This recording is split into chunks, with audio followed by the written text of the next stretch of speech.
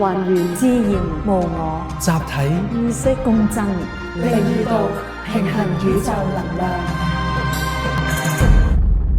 好，翻嚟下一節。係啦，咁啊靈異道啦，咁第五季咧，我哋今集嘅題目咧係集體意識翻巨浪。係啊。咁啊講到第二節咧，我哋要承接翻上一節所講嘅咧，就係關於係咪就係正負能量啊，或者正面語句唔好嘅語句啊，或者係即係我哋要即係一面倒咁淨係講好嘅説話咧咁樣。咁喺個體驗當中啦，即係我哋面對住好多唔同嘅人啦，當你真係好想去協助佢覺醒嘅時候，第一件事咧就係要去面對，即係要俾佢體驗翻佢自己先。所以我哋咧有三個好重大嘅支柱啦 ，ESP experience 啦，體驗啦 ，S 係 sharing 啦，分享啦。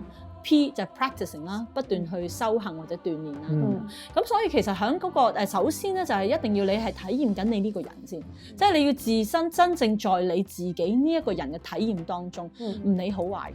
即係可能你有你嘅過去啦，或者你有個前世經歷啦，或者你有個童年嘅陰影，各樣都 OK 嘅。因為嗰啲所有嘅體驗就係嚟構成我呢一個人格噶嘛。咁你一定要好好咁去睇下我呢個人嘅 pattern 係點。咁你要真正係跳出個圈啦，頭先講過跳出個泡泡外面，去睇清楚我哋呢一個人咧，本身係呢個體驗，呢個人生嘅體驗，究竟係一個乜嘢嘅劇本，寫緊咩故事？要好客觀咁去看待自己，甚至乎你去體驗別人嘅時候，我都係要去真正去體驗下呢一個人，即係攞個同理心咯，我哋所謂嘅，去體驗下啊呢一個人佢個經歷點解會構成咁樣樣。咁而有啲人咧中意聽好聽嘅説話，有啲人咧中意聽唔好聽嘅説話，有啲人係enjoy 喺呢個悲情女主角嗰個位置嘅。咁你其實如果佢係譬如真係for example 佢中意聽好聽嘅説話咧，究竟你係不斷再講好聽嘅説話俾佢繼續蒙蔽佢自己啊，定係你要講個事實俾佢聽？喂，其實你就係咁樣自欺欺人，你呃緊你自己嘅啫喎。咁喺個中嗰個過程當中要有個智慧啦，去真係去面對。點解咧？因為你等於我等於你嘅話。咁你自己睇到你自己嘅問題，你如果再用一啲嘢去擁埋你自己個頭嘅話咧，你就係呃緊你自己啦。咁同樣地，如果你係我嘅話，咁我睇到你有咩問題嘅話，其實我係咪應該係要用我個智慧去令到你去明白真實嘅你係點樣樣，so that佢可以真正係體驗到真實嘅自己係點咧？所以第一個首先關於 experience 嗰樣嘢，我哋可以解説一下，因為每一個 experience 就係構成你下一個意識點創造嘅嗰個 format。即係好似一幅砌圖咁樣咯。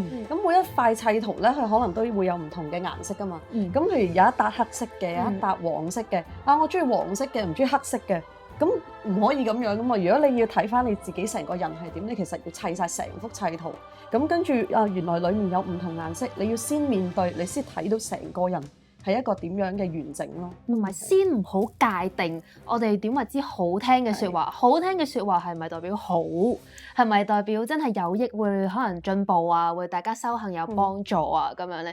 咁黑色係唔靚啊，黑色係醜啊，定係其實黑色可以互進出好靚亮晶晶啊？即係好似結交朋友咁樣意思咧。咁嗰個朋友係咁同你講一啲好聽嘅説話，佢係咪真係真心對你咧？係咁呢樣嘢，如果佢真係同你真係交心嘅話，其實佢都會話俾你聽有啲短處啊，話俾你聽你有啲咩改善嘅地方，呢啲真係交心嘅朋友。冇錯，所以咧其實Ricky 講得好啱啊，真心咧就係個體驗。你要真正去體驗下，同呢一個人係咪真係真心交？但算呢個人可能講好多難聽嘅説話，原來佢真係真心咁對待我嘅，佢係因為唔想我再繼續沉淪落去而善待我，去真係指正我嘅話，呢一個可能真係對我最好嘅人。咁所以好多位係即係我哋成日講緊人嘅世界，去學習體驗呢一樣嘢，已經係我哋一樣好重要嘅課題。因為點解咧？如果你真正係在個體驗當中咧，你先至係真正發放緊一啲意識咧，係你心目中想要發放嘅意識。如果你唔係真心喺個體驗當中嘅話咧，好多時候咧，你有啲厭惡啊，或者有啲中意唔中意嘅界定啊，你會好無形咧，連你自己都唔覺察嘅狀況，你發放咗好多負能量嘅意識而自己唔知嘅。咁譬如話我試過啦，即係有啲朋友咧，即係好中意去奉承你嘅，捧到你上天咁都好啦，但係你硬係覺得咧，好似咧，即係聽完佢講嘅説話，你冇乜冇乜幫助啊，甚至乎咧你仲可能有陣時會產生一啲 illusion 啊，即係嗰啲幻覺係究竟我係咪真係咁嘅咧？係咪我唔夠好咧？係好唔自在咧？所以其實喺我哋自己人世間個體驗裏面咧，去再我哋行深啲、行入啲，去觀察多啲、觀察入微啲，我哋所謂嘅微觀同宏觀。咁呢個係 experience 嗰方面可以做㗎啦。另外啦就係 sharing 啦。sharing 咧係一樣好精妙嘅嘢，即係我好中意咧喺即係同啲學生講關於分享嘅嘢。因為分享我哋自細都會學㗎啦。你幾歲大咧，媽媽已經教你啦，同哥哥分享你嘅你咁係咪？分享你嘅食物啊，分享玩具一齊玩。OK， 喺分享嘅過程當中就係一個集體意識。如果你譬如話嗱頭先所講啦，如果你嘅體驗咧係欺騙你自己，唔面對自己嘅話咧，呢一個係個 ego 啊嘛，嗰個 ego 就係一個個人意識嚟嘅。咁但係如果你願意係真心去體驗，即係嗰個真實嘅自己，同埋體驗別人嘅真實嘅時候，嗰一刻咧，你係不斷喺度即係發放緊一個即係你我無分別嘅嗰個狀態啦。咁如果能夠進而去到 sharing 啊，即係真係分享啊，我真係講俾你聽，我都唔介意我好樣唔好樣。係咪？或者我真係去指正呢個朋友，希望佢可以好嘅時候，我都唔介意我自己好樣唔好樣，因為你係我，我係你。咁喺呢個分享嘅過程當中，我哋就不斷發放緊集體意識啦。而係睇下呢個集體意識咧，係會唔會好有智慧咁喺一個良好嘅 flow 啊？我哋叫做咩啊？頻率啦，喺良好嘅頻率裏面係一路提升啦。咁所以提升頻率咧，或者提升嘅意識咧，其實真係唔係我哋表面所講嘅，講多啲正面嘅語句啊，講多啲正能量就叫提升嘅意識，其實真係唔係咁樣。咁不過，因為即係我哋之前幾季都有講過啦，因為現今真係太多負面説話，真係太多負能量。你哋試諗下，如果一個人不斷聽緊好多負能量嘅嘢，咁你間唔間中真係讚佢一兩句都真係冇乜所謂嘅，係咪？咁都會令到佢開心翻嘅時候，咁佢只要嗰句説話係令到佢響嗰個頻率即係高漲翻，佢能夠清明翻，先至可以真正行翻入去嗰個體驗、嗰個分享裏面，從而佢可以真係可以修正自己，進入個 practice 個修行狀態。所以成個過程係一個配套咯，我只能夠講唔係咁就咁。同埋打個譬如就係。我哋又唔係話真係要去全然抌低晒個人腦，其實人腦係本身都會有佢有個作用啦。咁點解我哋話要我哋將個靈性要提升翻，要抽翻出嚟？係因為由細到大，我哋真係用咗個腦嗰個比率係佔咗大多數。係啦，所以我哋先會抽翻成個靈性出嚟，跟住其實我哋最主要其實係變翻做一個平衡嘅狀態。係冇錯。咁行翻入去我哋所講嘅即係關於頻率嗰方面，其實我哋有留意咧，人嗰個左腦右腦咧，本身係處於兩個唔同嘅波頻啊嘛。基本上呢兩個波頻係可以同步提升嘅，係冇乜問題嘅，即係唔係話咁就咁樣嘅。呢個係一個即係兩邊嘅系統嚟嘅，兩個唔係話要排斥㗎咯，冇排斥㗎。其實但係即係當然啦，我哋好慣性被教育咧，就係唔係咁就要排斥咁樣咯。咁但係其實嗰個模式唔係咁，所以我哋要開始即係喺呢一季嘅靈異度咧，開始幫助大家去睇睇自己嗰個模式係點樣，人類嘅世界模式係點，甚至乎我哋香港現今嘅模式係點。咁不如我哋先講講香港現今嘅集體意識，我哋嘅現今嘅模式處於一個咩狀態？好嘛，張生。其實而家香港嗰個狀況就係我哋即係歷史落嚟啦，我哋就係殖民地啦。咁跟住就回歸中國。咁但係喺香港人即係一路成長嘅過程裡面，就會覺得，咦我哋明明係喺我哋好似養父母即係英國嘅管治底下，或者喺佢嘅制度底下成長嘅喎，係啦，帶我哋長大。咁當時我哋就即係香港嗰個發展就係好繁華啦。咁然後啦，好啦，哇發展到咁樣嘅時候，咦英國唔要我哋喎，你抌翻去俾你阿爸阿媽啦咁樣，俾去咗親生父母咁樣。咁跟住我哋就會有一啲不安啦，可能會覺得唔知親生阿媽嗰個 connection， 即係嗰個聯繫未係好似養父母咁連結嘅時候，但係我又要跟我親生父母長大啦喎。咁但係親生父母咧，即係各省各市啦嚇，有幾廿個仔女嘅，即係唔止得你自己即係獨生子咁樣啦，你真係有幾廿個仔女，或者即係嗰個子女嘅數目頻繁啦，所以變咗咧，即係你係可能幾十個嘅子女裡面其中一個嘅時候咧，你真係有個心態就好似會被忽略啦、遺棄啦，係啦，即係不安啦，或者會被其他嘅子女同化啦，係咪？即係會有呢一種咁嘅諗法。所以我哋而家香港係處於呢一種咁嘅集體意識當中。係，咁我哋會產生咩情緒咧？產生嘅可能係即係會爭寵啦嚇，咁即係好似你一家人咁樣，哇一竇仔女嘅，咁如果你係做兄弟姊妹嘅，你可能會爭啦，你會覺得，或者你覺得人哋爭你啲嘢咁樣，係啦，咁你搶我啲嘢，係啊，係啦，咁跟住會覺得可能跟住再發展落去由不安啊、缺乏啊，就會變成咗一啲仇恨啦，係啦，咁喺而家其實即係成個嗰個大環境裏面，我哋都會感受到好似一路加深緊呢一個嘅意識嘅。咁呢個就係嗰個集體意識咧，嗰個趨向咯。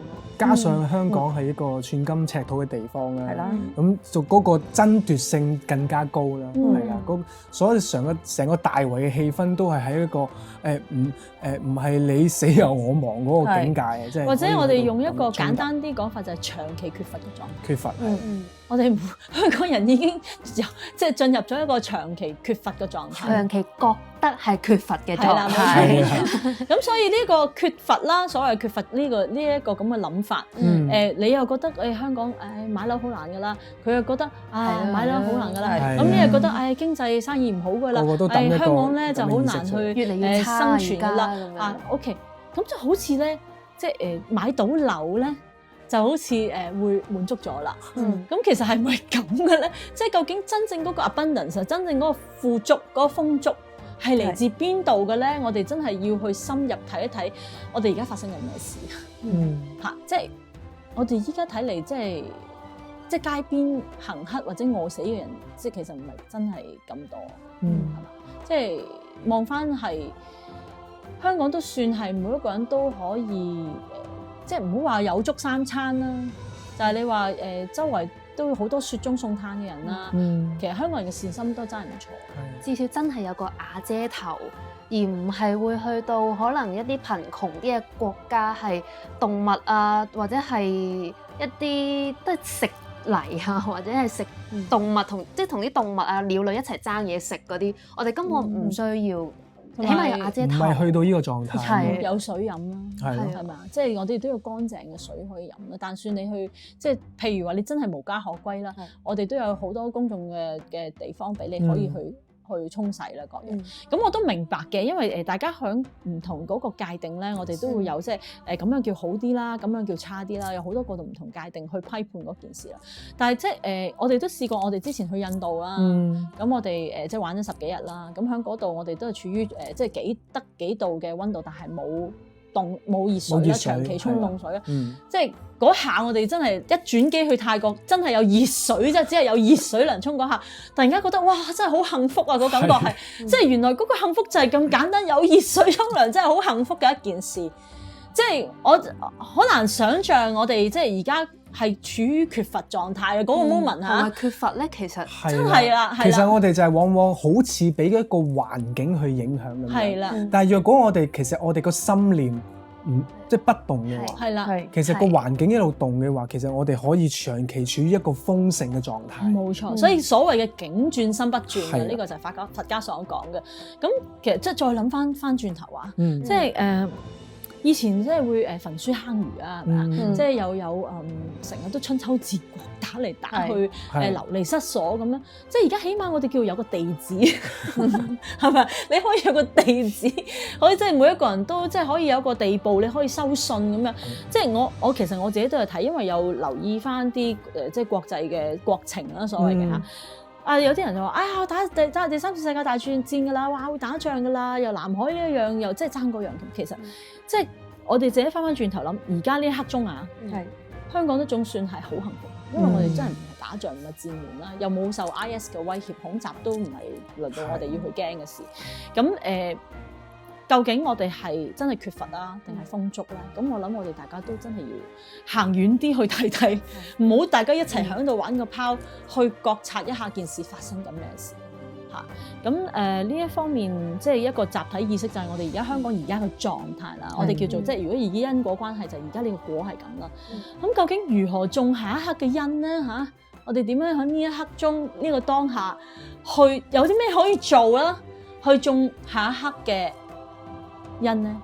我覺得係心念嘅問題，你執住嗰個缺乏，你就乜都睇唔到，你就係見到自己缺乏咯。你放開，你再睇，你攞翻啲豐盛，你其實有好多豐盛。你個心念你覺得豐盛，你就會吸引好多，或者見到好多周圍嘅環境都好友好啊。原來我隔離嗰個會同我 say hi，原來我一路都見唔到佢同我微笑。呢啲就係自己個心念嘅轉變。我哋不如具體啲啦，即係譬如喺你日常生活中有啲咩真正即係將個念頭轉化咗，原來件事會好唔同嘅咧，同你自己本身嘅時候。其實譬如出街，你話其實即係現代人都好啦，你出街咧，你永遠都覺得咧有個圈係包住自己嘅。嗱，你唔好行咁近啦，你掂到我咧咁樣嘅，錫佢嘅，係啊，或者係會直情鬧佢，喂！你撞到我啊咁樣，即係地鐵嗰啲咧，好中意，跟住之後就會有罵戰㗎啦嘛。咁但係就係睇你個心念係啲咩啦。喂，撞到我 ，hello hi， 係咪翻工好辛苦啊？好似你一個例子咧，可以講下喎，譚美。我係有嘅，有一次咧就係我喺街度影相，咁影下咧，跟住就即係影到間鋪頭啦。咁個女店主咧就即刻衝出嚟咧，就鬧我咁樣啦。然之後佢係唔係咁禮貌咁鬧嘅？係啊，佢係裏面有啲數目字咁樣，同埋有啲即係生幾十字阿七個妹，佢就係鬧我咁樣啦。跟住然之後，咁我當下咧，我係冇諗住，亦都冇意識要同人有衝突噶嘛。咁我就係覺得好好笑，我突然間佢衝出嚟咁樣，嗰下係真係好體驗到笑聲係可以融化咗個人，笑聲好聽係啊，我唔係驚嘅喎，但係嗰下就好想笑，跟住之後係大笑，然之後佢就係喂你跟住之後佢就開始唔知噏咗啲乜嘢咧，然之後就走翻入間鋪度啦。咁我就話拜拜。好明顯你嗰下係處於一個喜悅嘅狀態啦。係啊，同埋基本上我真係冇諗住要同你去爭啲乜嘢，咁影下相我影下啫，咁可能你有 illusion 有誤會，咁我哋哈哈哈化解咯，拜拜。咁你繼續看鋪，我繼續行，繼續影相咁樣咯。係。其實呢個氣氛好緊要，即係我呢個笑唔係淨係我同你，我同嗰個店主之間，其實側邊好多人㗎，都睇到嗰個氣場嗰個頻率其實係會影響㗎，所以係你個心念同埋你做嘅嘢。係啦，譬如個店主可能出咗嚟咧，個唔係麻麻地嘅，或者係你會用笑咧去化解咁樣，然之後側邊用翻佢係啦，側邊你會見到可能佢可能會提高咗啦，因為我嘅笑啊嘛，或者我自己都會因應我自己付出咗一個笑咧，我嗰日仲開心啲。就世界更美妙。係啦，即係我行嘅時候，我覺得好開心、好輕快啊咁樣咯。OK，good。咁其實咧呢一個咧喺《金剛經》裏面有講嘅，就係話即係其實嗰啲事件啊、衝突啊，或者你夾嚟夾去啊、嗌交嗰啲，根本就係如露亦如電，就好似露水啊、啲閃電咁樣，即係一下子就冇效應嚟。係啦，應作如是觀，你將嗰件事咧就係話係咁㗎。冇問題啊，即係當你睇所有嘢都唔係一個問題嘅時候咧，基本上係咁噶啦，即係嗰個姐姐出嚟鬧係好正常嘅，即係嚇你笑得好正常嘅，所有嘢都係可以係好正常嘅，係啦。咁我都有個體驗嘅喎，就係我記得有一次咧，我去國內啦，咁啊搭嗰啲飛機咧，咁即係我冇想象原來喺深圳搭飛機咧，即係會有機會 delay 完再 delay， 跟住再 delay，咁嗰下咧就覺得好似無了期上機咁樣個感覺啦。咁即係好興咧，即係當你處於呢個狀態咧，啲人就開始即係起哄啊嘛，咁已經起哄咗一轉啦，咁好艱難地咧，咁終於上到機啦。咁嗰刻鐘我喺度諗緊我真係冇乜情緒喎，嗰個感覺就係話，其實如果我上唔到嗰班機，基本上我好多後面嘅 appointment 全部都 cancel 咧，咁就即係會牽涉到幾十人噶嘛。但係嗰下咧，唔知點解嗰個感覺就係話，唔緊要啦，我就睇下會發生啲咩事啦，即係好有嗰種興奮，就睇下會發生啲咩事啦。咁笑看風雲。結果咧一波未平一波起啦，咁好啦，你好辛苦上咗嗰班機啦，點知嗰班機咧飛咗去第二個地方。飛個地方，第二個地方係幾時知咧？佢降落嗰時候啦，嗰一刻鐘先發現吓，乜而家我距離我個目的地咧，就等於我翻去我原本起飛嗰個位置咁遠，咁點算咧？咁樣咁嗰一刻鐘咧就開始成架，即係我察覺嗰陣時候開始，咦咁多負能量咧，玩能量你感覺到，哇好唔對路，即係啲人開始起哄啊、怨念啊、鬧人啊、講粗口啊，啲空姐行出嚟即係一個要打20個啊咁，就開始覺得好奇妙啊件事係，咁嗰一刻咧，我真係好想即係玩下啲 energy 啊嘛，咁我話明意識創造實相啊嘛，咁我點樣可以好有智慧咁樣去拆解個局咧？點樣去轉化嗰個空間能量咧？嗱得我一個人，成架飛機咁多人係咪先？咁嗰一刻鐘我就即係 channeling 啦，你最好噶啦，唔好用個腦啦呢啲位係咪？咁我 channeling 啦，咁然之後佢就同我講啊智慧，咁我話智慧咁呢兩個字咁發生咩事咧？係嘛笑。係啦，咁我點解好智慧咁好笑咧？咁究竟我笑定你笑咧？咁下即係我就係諗緊點樣去將嗰件事變成一個好笑嘅事咧？咁跟住我就我又唔夠膽同衝突啦。我隔離嗰個咧已經鬧晒粗口啊，起晒身啊，喺度撞人啊咁樣啊。咁嗰刻鐘其實好即係好 ignoring，我覺得唔係先生你好嘈啊真係。咁但係個心裡面喺度諗，唔係要有智慧咁。咁佢已經夾咗好耐啦。咁我就話啦其實我哋好好彩啊！你話我哋落機，即係我講國語啦，我哋落機咁安全，嗰邊打晒風打晒雨，冇降落，真係好彩。而家呢一刻我仲有條命，真係好安樂。咁我就大笑啦，跟住突然間靜晒，係成架機啲人靜晒，好神奇。咁然之後隔離嗰個先生咧好嘈噶嘛，佢本身成架機啲人靜晒，但係得。可能得側邊嗰個聽到你講嘢嘅啫，我好大聲講，好大聲嘅。OK，但係我覺得唔係重要，你聽到定聽唔到，因為其實即係境轉心不轉。其實我個心念一轉嘅時候，其實可能個境都係跟隨你而轉，只不過就係睇時辰同埋睇個能量，即係嗰個時機啦。咁但係好奇妙，因為我感受啊嚇，我隔離嗰個先生係最嘈嘅。所以佢係最 ignoring 嗰個，所以當我講嗰句説話夠力係去到佢嗰個位咧，佢一收聲咧，其實其他人都收聲，好奇啫嘛，漣漪係啦，冇錯啦，就係頭先我哋 channeling 嗰一滴漣漪，咁就即係集體意識翻巨浪，你見唔見？咁即係點樣可以令到呢個集體意識可以即係 comfort 到咧？咁喺嗰個狀態就講完嗰句説話之後，嗰個先生就話啦。我都好想好似你咁睇得開啊，但係我都控制唔到我嘅情緒，我裡面好嘈啊，佢咁講。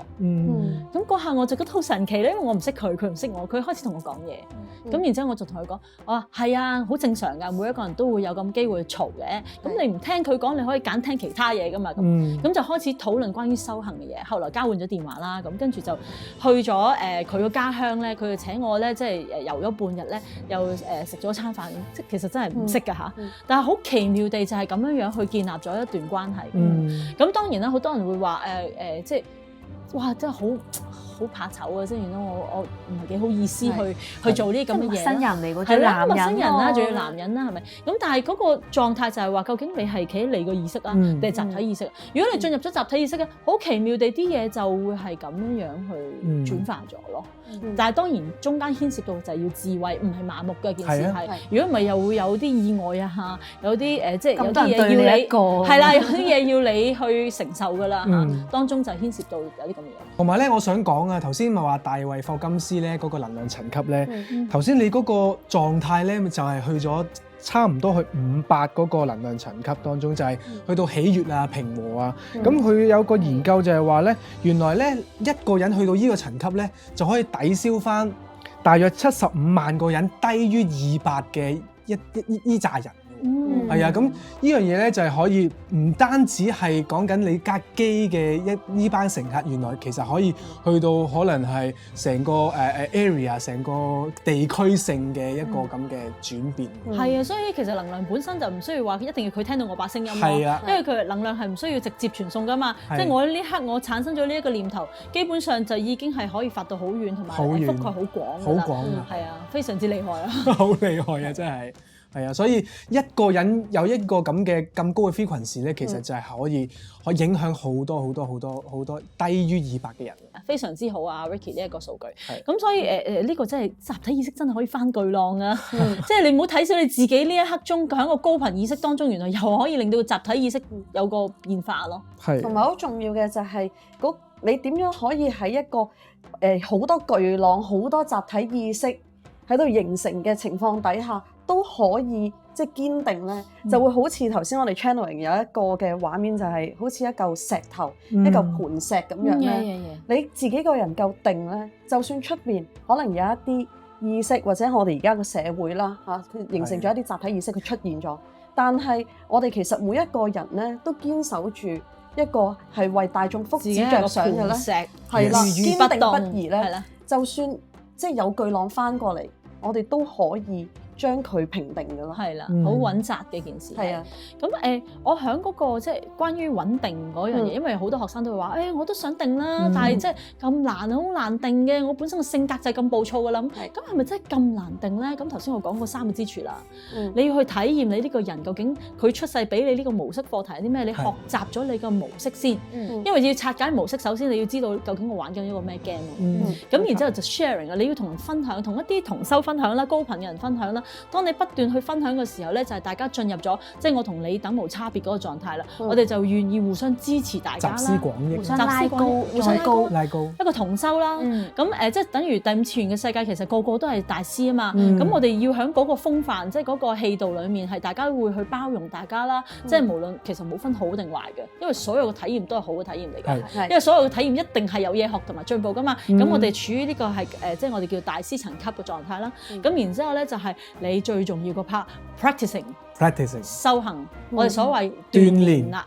咁你每一刻鐘咧，你就會不斷去練習。當你見到個嘢我而家嘅狀態係咁樣，我可以點樣進步咧？咁我要練習嘅係咩咧？你不斷要睇下你每一日練緊乜嘢嘢。呢一樣嘢好重要。譬如話，有啲人控制唔到個情緒嘅喎，我一見到我唔對路嘅嘢，我就要爆啦。跟住你發覺你每分每秒咧，你就喺度不斷反起呢啲情緒啊，喺度火爆啊，喺度暴躁咁講。原來你嘅鍛鍊就係暴躁同埋火爆咯。即係嗰個顯化，你做緊嘅每一刻鐘嘅嘢，就係你鍛鍊緊嘅嘢。所以我成日同啲即係教唱歌嗰陣時候，同啲學生講，你唔係每一刻練緊一個錯嘅方法。你一定要係每一刻鐘，你定咗個神先，你搞清楚你練緊啲乜嘢嘢，你唔好不斷令到自己習慣咗喺一個錯嘅方法度，你要係創造每一刻鐘好嘅方法，每一刻鐘好嘅體驗。呢個體驗就係你自己一定要定咗個神，問翻你自己，你而家每一刻鐘想鍛鍊嘅係乜嘢？同埋同一時間，因為你之前種咗一啲壞嘅念頭咧，個果係食緊嘅。係咁就唔緊要嘅，食住個果先啦。但係有啲錯覺就係好多人就係覺得，咦？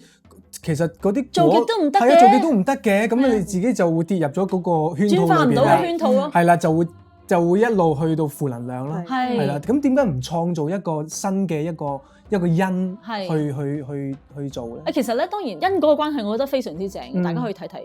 因為真係你要落個種子、淋水、太陽曬，即係佢灌溉，佢再種咗出嚟有個果，所以係需要時間。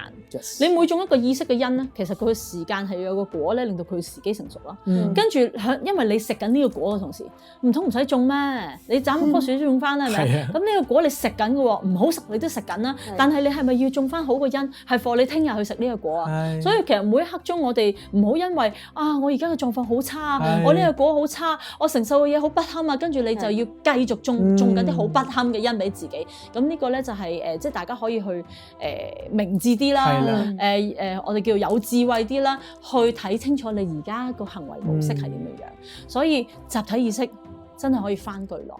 咁你點樣去提高你嘅意識頻率，再感染翻個集體意識，從而可以翻到一個巨浪，係對大家都有裨益嘅咧？就係我哋今集好想咧，即係作為第5季我哋靈異道嘅開幕，我哋就想同大家講一講，邀請大家同我哋一齊進入呢一個集體意識嘅狀態，一齊翻呢個巨浪，一齊創造我哋嘅將來。